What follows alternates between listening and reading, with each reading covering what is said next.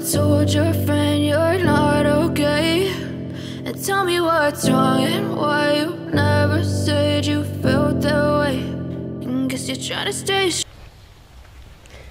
Hai, Assalamualaikum. Berjumpa lagi dengan saya, Aisyah Bunga. Semoga kita dimurahkan rezeki, dipermudahkan segala urusan dan dijauhkan dari segala wabak penyakit yang tengah berjangkit sekarang ni. Okey, semoga kita doa-doakan COVID ni terus pergi jauh. Okey.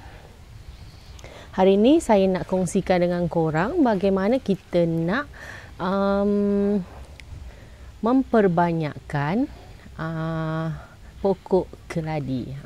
Ramai yang tanya cara-cara bagaimana kita nak memperbanyakkan pokok keladi. Okey.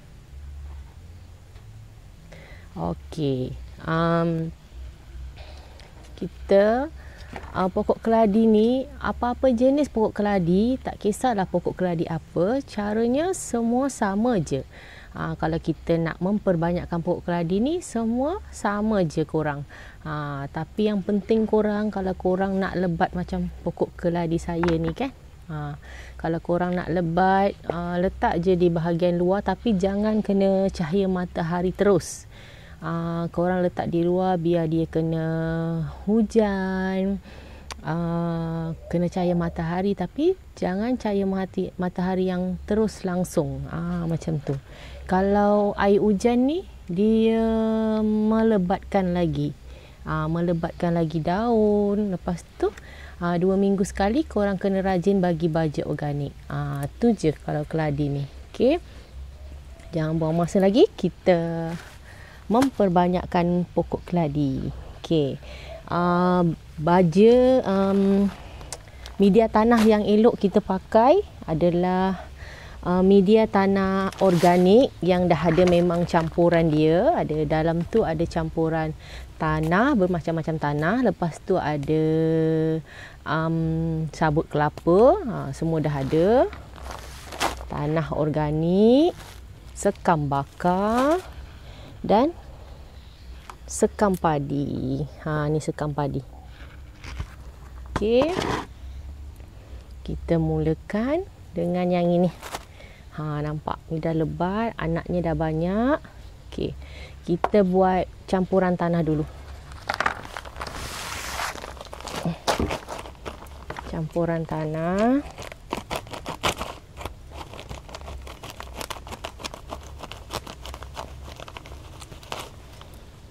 Kalau korang nak senang kerja, korang kena ada satu bekas tau. Senang untuk korang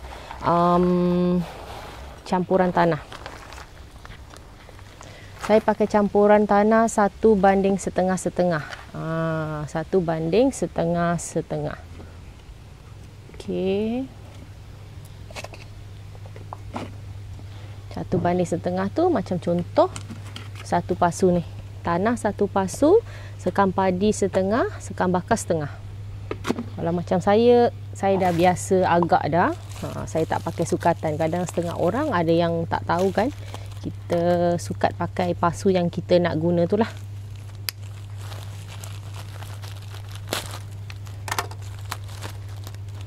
Ni sekam bakar.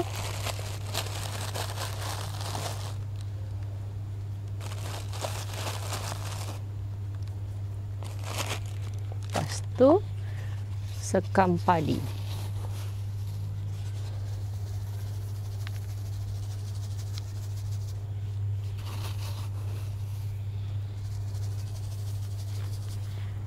Kalau korang nak campur baja organik pun boleh. Campur baja organik pun boleh ya korang. Tergaul.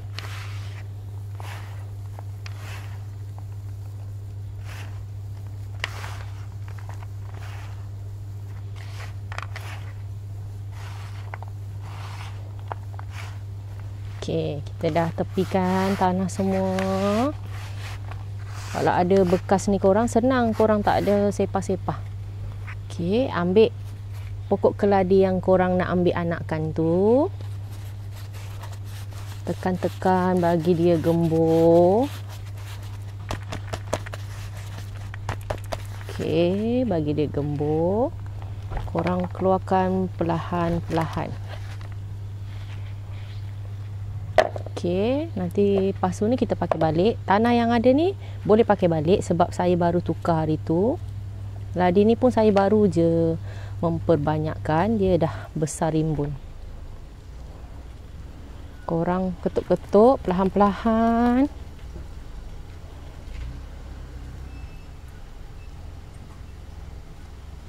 Jangan sampai dia stres. Lepas tu korang nampak anakannya sebelah sini kan? Anakan ni yang besar dia. Okey. Korang bagi separuh. Pelan-pelan sampai akarnya terasing. Nampak? Dah jadi 2. Okey, nampak? Lepas tu kita letak tepi, kita dah bagi 2. Tadi tanah yang ada tu kita gemburkan dengan yang ada tu. Okey. Tapi kalau tanah tu korang dah pakai lama, korang buang, tak payah pakai lagi dah. Sebab tu hari saya dah baru tukar tanahnya, tak sampai sebulan lagi. Kalau tanah ni biasa 3 bulan atau 2 bulan korang kena tukar ya. 3 bulan atau 2 bulan korang tukar. Sebab kalau lama-lama tanah pun lama-lama nanti dia akan ada jamur atau kulat. Jamur atau kulat. Okey. Korang dah asingkan pula. Dah ratakan. Korang ambil pasu yang korang nak pakai. Kalau saya, yang tadi yang kecil, saya pakai yang pakai besar jugalah. Okey. Pakai yang sedang sikit. Ni sedang, yang ni besar sikit. Nampak? Okey. Kita masukkan tanah dulu. Agak-agak macam ni. Suku setengah lah. Okey, kita masukkan pokok kita yang kita nak tanam tu. Lepas tu kita jangan tekan. Jangan tekan ya korang. Just korang ketuk-ketuk je. Jangan terlampau penuh sangat lah.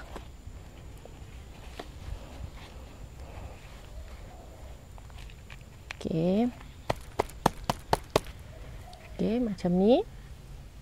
Lepas tu, satu lagi yang dia punya induk besar dia.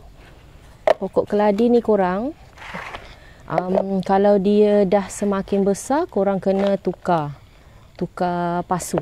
Jangan belum besar. Contoh kecil macam ni.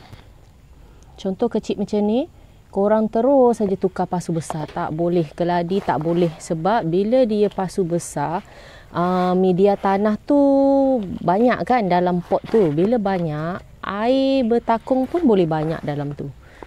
Air bertakung pun boleh banyak. Itu menyebabkan nanti korang punya pokok busuk akar, lepas tu mati. Okey. Korang nak tukar pasu, saya justkan korang. Okey, justkan korang. Yang ni dah siap, dah jadi 2 pot. Okey, dah memperbanyakkan. Okey, saya justkan korang. Kalau korang nak tukar pasu macam ni, saya sekali ajar.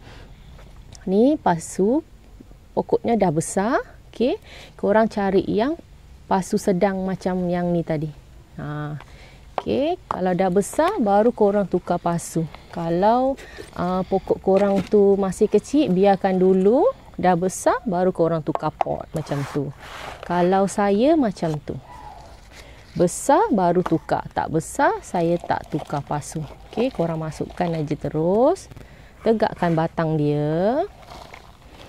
Kalau batang dia agak condong, masa korang nak tanam tu dia dah agak condong, korang ambil macam lidi ke ataupun kayu ke, korang tegakkan.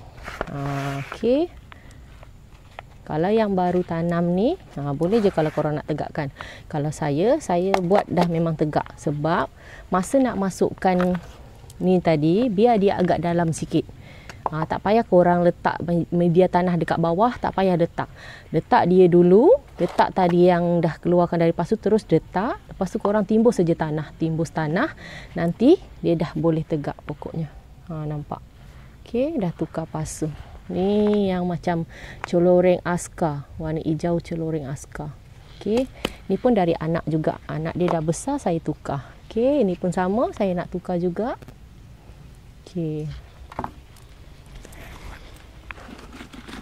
Kita tukar pot.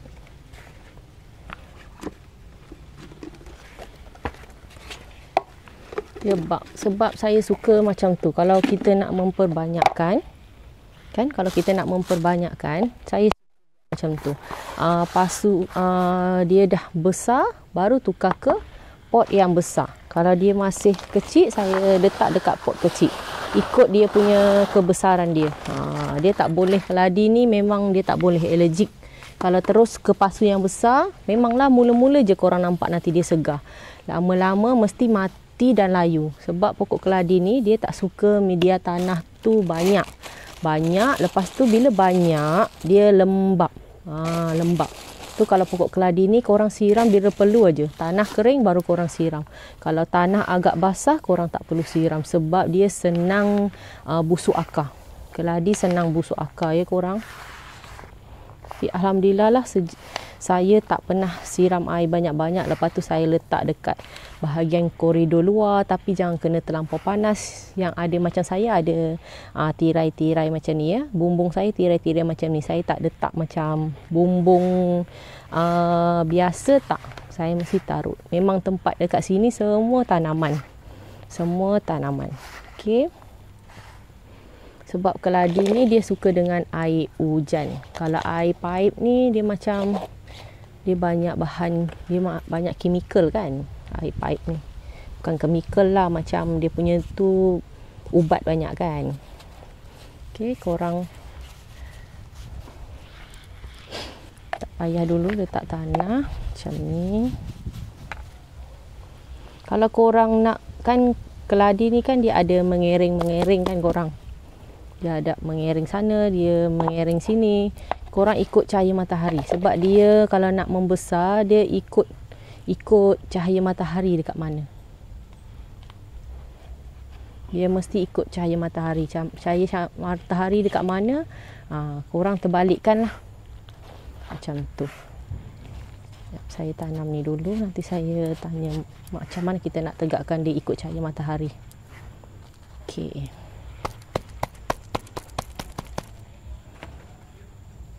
Okay. Kalau macam contoh, dia menghadap baring ke sana kan. Okay, korang rajin kena pusingkan. Pusing cahaya matahari sana kan. Nanti dia akan tegak ke atas. Keladi ni korang kena rajin pusing. Pusing ikut cahaya matahari. Bila dia baring ke sini, korang pusingkan terbalik. Nanti dia akan tegak. Okay, ni dah siap kita tukar pasu. Okey. Tu tips saya dan cara saya. Okey. Terima kasih korang yang selalu menonton video saya, yang support selalu video saya. Terima kasih banyak. Okey, kita jumpa lagi di video akan datang. Bye. Assalamualaikum. Jumpa lagi. Jangan lupa tahu subscribe tu percuma je korang, dan tonton video saya sampai habis. Kalau nak tahu cara-cara bagaimana saya menjaga pokok bunga, memperbanyakkan. Okey, terima kasih menonton video saya. Terima kasih banyak. Bye. Assalamualaikum.